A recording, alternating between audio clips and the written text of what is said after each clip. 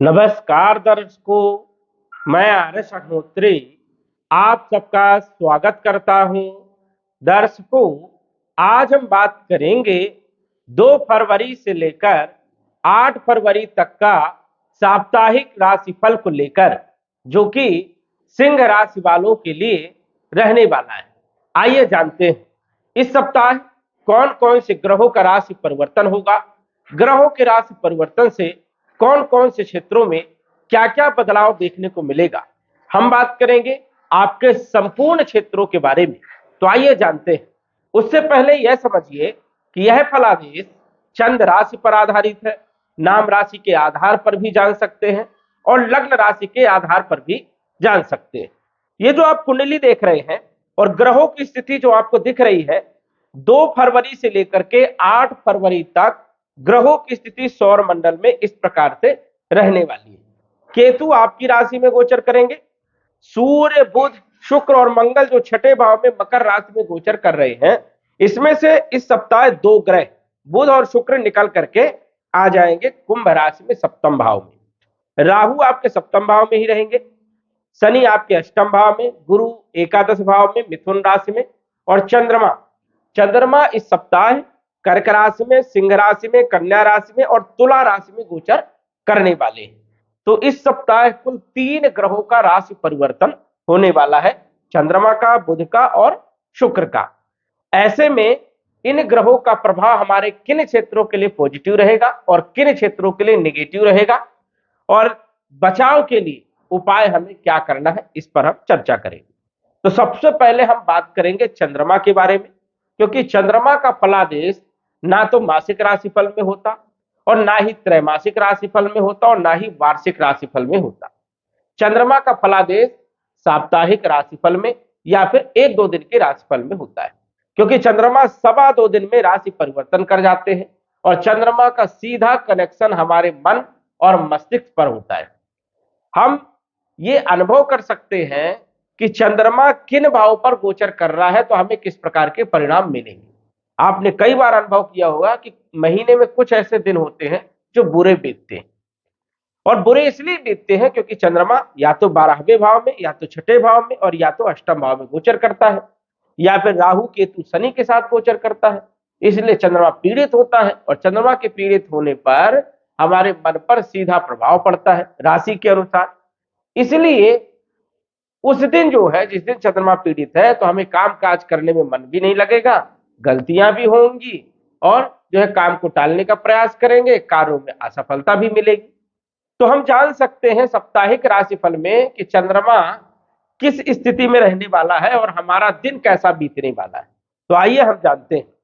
चंद्रमा 2 तारीख को गोचर करेंगे आपके 12वें भाव में, कर्क राशि में। अब 12वें भाव में चंद्रमा अच्छे तो माने नहीं जाते, लेकिन ये अपनी राशि में है, अपने घर में गोचर कर रहे हैं, इसलिए कोई चिंता वाली बात यहां पर नहीं है। विदेश से जुड़े हुए आपके काम जरूर बनेंगे, एक्सपोर्ट इंपोर्ट में आपको लाभ भी मिलेगा और लंबे समय से चल रही बीमारी में भी राहत जो है मिलेगी। चंद्रमा 12वें भाव में थोड़ा खर्चा करवाते हैं, फिजूल के खर्चों पर आपको लगाम लगाने की जरूरत है, ये आपको ध्यान रखना है। 2 तारीख को रात्रि 10:48 में आपकी राशि सिंह राशि में चंद्रमा आ जाएंगे। तो 3 तारीख को, 4 तारीख को चंद्रमा जो है आपकी राशि में ही रहने वाले हैं। अब यहां पर पहले से ही केतु विराजमान है। केतु चंद्रमा को कहीं ना कहीं जो है बुरा प्रभाव से ग्रसित करेगा, इस कारण से मन थोड़ा सा अशांत रहने वाला है। और ये 3 तारीख को, 4 तारीख को मन थोड़ा सा अशांत यहां पर देखने को मिलेगा। वही कामकाज करने में मन थोड़ा सा कम लगेगा, किसी के साथ बहस हो सकती है और मन मुटाव जैसी स्थिति भी बन सकती है। थोड़ा हेल्थ का भी आपको ध्यान रखना है। लेकिन यही चंद्रमा 3 तारीख, 4 तारीख को सिंह राशि में रहेंगे और 5 तारीख को सुबह सुबह 4:20 में आ जाएंगे धन भाव में। अब धन भाव में गोचर करेंगे तो यहां पर अच्छे परिणाम मिलेंगे। हो सकता है आपको 5 तारीख को, 6 तारीख को और 7 तारीख को कोई ना कोई धन की डील हो जाए, धन प्राप्ति हो जाए, क्योंकि यहां पर 5 तारीख को, 6 तारीख को और 7 तारीख को दोपहर तक रहने वाले हैं।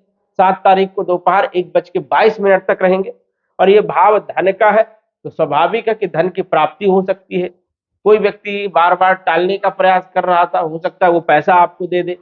किसी ने पैसा यदि आपका लिया था, नहीं मिल पा रहा था, तो इस टाइम पे यदि आप प्रयास करोगे तो आसानी से मिल जाएगा। विदेश से भी आपको धन की प्राप्ति हो सकती है, यदि विदेश से कोई लिंक यदि जुड़ी हुई है, तो कहीं ना कहीं जो है आय के माध्यम आपके बढ़ेंगे और कुटुंब परिवार से भी जो है लाभ आपको प्राप्त होगा। वाणी भी आपकी बढ़िया रहने वाली है। चंद्रमा जो है देखा जाए तो राशि परिवर्तन जो है 7 तारीख को 1:22 में करेंगे और ये तीसरे भाव में तुला राशि में आ जाएंगे। तो 7 तारीख का दिन भी आपके लिए बढ़िया है। कोई यात्राएं हो सकती है, तीसरे भाव का चंद्रमा यात्रा करवाता है, किसी भी काम में आप कहीं जा सकते हैं। कम्युनिकेशन स्किल आपका बढ़िया रहेगा, छोटे भाई बहनों के साथ संबंध आपके बढ़िया रहने वाले हैं। ग्रीन कार्ड, पासपोर्ट और वीजा के लिए अप्लाई करना चाहते हैं तो ये समय आपके लिए सबसे बढ़िया है, इसमें आपको आसानी से सफलता मिल जाएगी 7 तारीख 8 तारीख को। तो यहाँ पर चंद्रमा आपको अच्छे परिणाम देने का काम करेगा और भाग्य का साथ भी मिलेगा। अब अन्य ग्रहों की यदि हम चर्चा करें तो इस सप्ताह कैसी रहेगी। सूर्य आपके हेल्थ के मालिक है, स्वास्थ्य के मालिक है, छठे भाव में गोचर कर रहे हैं। वैसे गोचर के हिसाब से छठे भाव में सूर्य अच्छे तो हैं, लेकिन लग्नेश होकर के छठे भाव में गोचर करना अच्छा नहीं माना जाता है। हेल्थ पर आपको ध्यान रखना है, कॉन्फिडेंस थोड़ा लो हो सकता है, तो यहां पर थोड़ा सा आपको ध्यान रखने की जरूरत है। पूरे सप्ताह सूर्य को जल चढ़ाए, हो सके तो सूर्य नमस्कार करें, 12 सूर्य नमस्कार, या फिर जो है सूर्य आदित्य स्तोत्र का पाठ करें, जिससे स्थिति बढ़िया रहेगी और हेल्थ भी अच्छा रहेगा और आसानी से आपके काम भी बनेंगे। नहीं तो अन्य ग्रह कितने भी पॉजिटिव हो, सूर्य यदि अच्छा नहीं है, क्योंकि ये राशि का स्वामी है, तो कहीं ना कहीं कार्यों में रुकावट आएगी, परेशानियां आएगी। तो सूर्य को मजबूत करके आपको चलना है।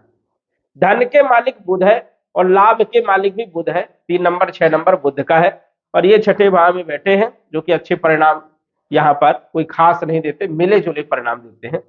धन के लिए खर्चे थोड़ा सा ज्यादा हो सकते हैं। वही लाभ के मालिक छठे भाव में बैठे हैं, तो कर्जा यदि लेते हैं तो आसानी से आपको कर्जा मिल सकता है, ये आपके लिए अच्छी स्थिति है। वाणी पर थोड़ा सा ध्यान रखना है, कुटुंब परिवार पर भी थोड़ा सा आपको विशेष तौर पर ध्यान रखना है और बड़ों का सम्मान करना है। लेकिन यही बुध 3 तारीख को आ जाएंगे सप्तम भाव में। अब सप्तम भाव में मित्र के घर में, मित्र के साथ, राहु मित्र है इनका, यहाँ पर गोचर करेंगे तो व्यापारिक स्थिति में सपोर्ट मिलेगा, सहयोग मिलेगा। लेकिन कई बार राहु बुध के साथ जो है बुद्धि को भ्रमित कर देता है, तो यहाँ पर थोड़ा डिसीजन पावर जो है वो कमजोर हो सकती है। डिसीजन लेने में ध्यान रखना है, वो समझकर विचार करके ही डिसीजन लेना है, अन्यथा गलत जो है सौदे हो सकते हैं, ये आपको ध्यान रखना है। आय के माध्यम आपके बढ़ने वाले हैं, धन की प्राप्ति भी होगी और कुटुंब परिवार की स्थिति भी 3 तारीख के बाद बढ़िया रहेगी। इसके बाद शुक्र आपके तीसरे भाव के भी मालिक है और कैरियर के भी मालिक है और ये भी छठे भाव में गोचर कर रहे हैं। 6 तारीख तक छठे भाव में शुक्र अच्छे परिणाम देता है और सप्तम भाव में शुक्र के उतने अच्छे परिणाम नहीं देखने को मिलते हैं गोचर के हिसाब से। देखा जाए तो बल पराक्रम में वृद्धि करेंगे, कम्युनिकेशन स्किल आपका बेहतर रहेगा, वही कैरियर भी आपका बढ़िया रहने वाला है। 6 तारीख के बाद कैरियर में कोई बदलाव ना करें तो बेहतर है, या सोच विचार करके यदि करें तो बढ़िया रहेगा। वैसे कैरियर से जुड़ी हुई कोई विशेष ज्यादा समस्या यहाँ पर नहीं है। मंगल आपके चौथे और नवम के मालिक है और गोचर कर रहे हैं उच्च राशियों छठे भाव में। प्रॉपर्टी से जुड़े हुए आपके काम बनेंगे, भाग्य का साथ मिलेगा, माता का स्वास्थ्य अच्छा रहेगा, क्रय विक्रय कर सकते हैं, प्रॉपर्टी को लेकर कंस्ट्रक्शन का काम कर सकते हैं, रोग ऋण और शत्रुओं को समन करेंगे, कंपटीशन में भी सफलता मंगल देने का काम करेंगे। तो मंगल अच्छे हैं। गुरु आपके पंचम भाव और अष्टम भाव के मालिक होकर के लाभ भाव में गोचर कर रहे हैं, अच्छी पोजीशन में है गुरु। शिक्षा के लिए, विद्यार्थियों के लिए समय बढ़िया रहेगा, लव लाइफ के लिए अच्छा समय है, फाइनेंशियल स्थिति के लिए भी समय बढ़िया है और संतान पक्ष के लिए भी अच्छी स्थिति यहाँ पर है। देखा जाए तो अष्टम के मालिक है, गूढ़ ज्ञान, रिसर्च, आध्यात्म, धर्म कर्म में आपकी रुचि बढ़ सकती है। शनि छठे भाव और 7वें भाव के मालिक है, अष्टम भाव में विपरीत परिवर्तन राजयोग में गोचर कर रहे हैं, ज्यादा कोई दिक्कत वाली बात नहीं है और शनि अपने नक्षत्र में भी है, तो कोर्ट कचहरी वाले मामलों में आपके पक्ष में विजय हो सकती है, शत्रु परास्त होंगे, कंपटीशन में सफलता, नौकरी के लिए रास्ता खुलेगा, व्यापारिक स्थिति भी बढ़िया रहेगी और देखा जाए तो दाम्पत्य जीवन में थोड़ा कंप्रोमाइज करके आपको चलना है। पार्टनरशिप आपकी ठीक ठाक यहाँ पर रहने वाली है, कोई विशेष यहाँ पर दिक्कत नहीं है। राहु सप्तम भाव में बैठ करके थोड़ा वैवाहिक जीवन में जो है दिक्कतें पैदा करता है, तो यहाँ पे कंप्रोमाइज आपको करना है। और केतु थोड़ा कंफ्यूज करने का काम करेगा, राहु केतु दोनों कंफ्यूज वाले ग्रह है, तो थोड़ा डिसीजन लेने से पहले सोच विचार जरूर आपको करना चाहिए। कुल मिलाकर के यदि हम बात करें तो सिंह राशि वालों के लिए यह सप्ताह जो है वैसे अच्छा है। कुछ सावधानी आपको जरूर रखना है, सूर्य का उपाय भी करना है, और चंद्रमा की पोजीशन काफी दिनों तक अच्छी पोजीशन में रहने वाली है, तो ये सप्ताह आपके लिए बढ़िया है। उपाय भी आपको करना है और कुछ चीजों पर आपको सावधान भी रहने की विशेष तौर पर जरूरत है। तो दर्शकों, आज बस इतना ही। धन्यवाद। यदि आप अपनी कुंडली का विश्लेषण घर बैठे करवाना चाहते हैं तो दिए गए व्हाट्सएप नंबर से संपर्क करें। साधारण फीस जमा करके आप अपनी कुंडली का विश्लेषण फोन के माध्यम से घर बैठे ही करवा सकते हैं और जान सकते हैं अपने भूत, भविष्य और वर्तमान के बारे में। धन्यवाद। WhatsApp number 9479893911।